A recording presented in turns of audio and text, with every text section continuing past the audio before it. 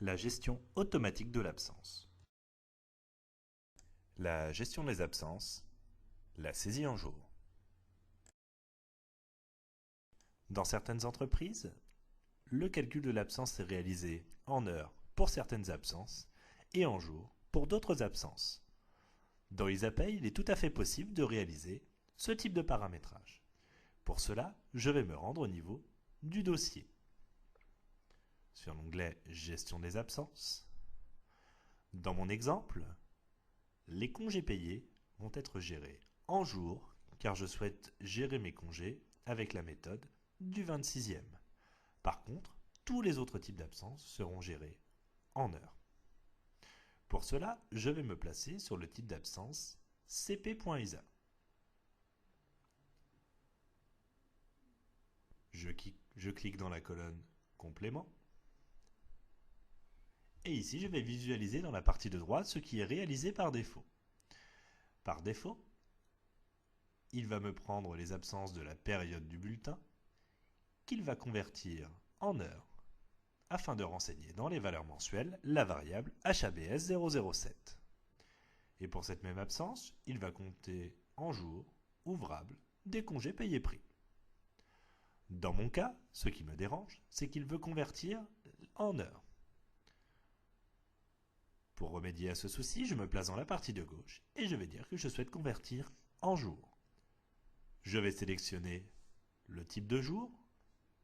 Dans mon cas, ce seront des jours ouvrables. Et la donnée qu'il va devoir renseigner dans les valeurs mensuelles. Dans le cas de l'absence congé payé, la variable renseignée en heures est HABS 007. Cela veut donc dire que pour la variable en jour, ça va être JABS 007. Je la sélectionne et je clique sur OK. J'enregistre et je referme. Je vais devoir réaliser ce même paramétrage pour les congés payés par avance. Je clique dans Complément et comme tout à l'heure, je renseigne en jours ouvrables afin de renseigner JABS 007.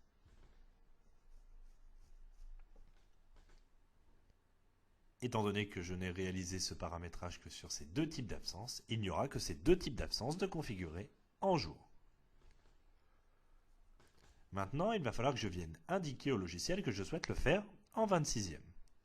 Pour cela, je me rends dans la fiche salarié.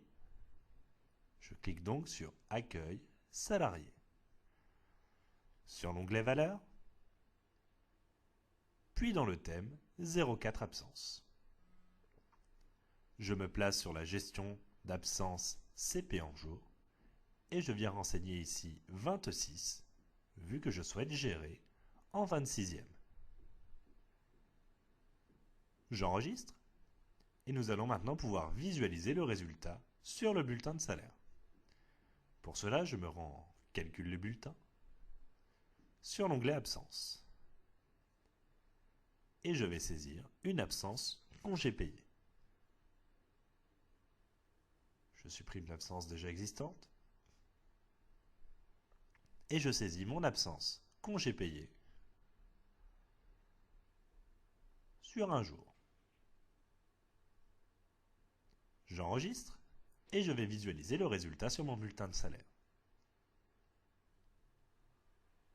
Mon absence s'est bien valorisée en jours et non plus en heures.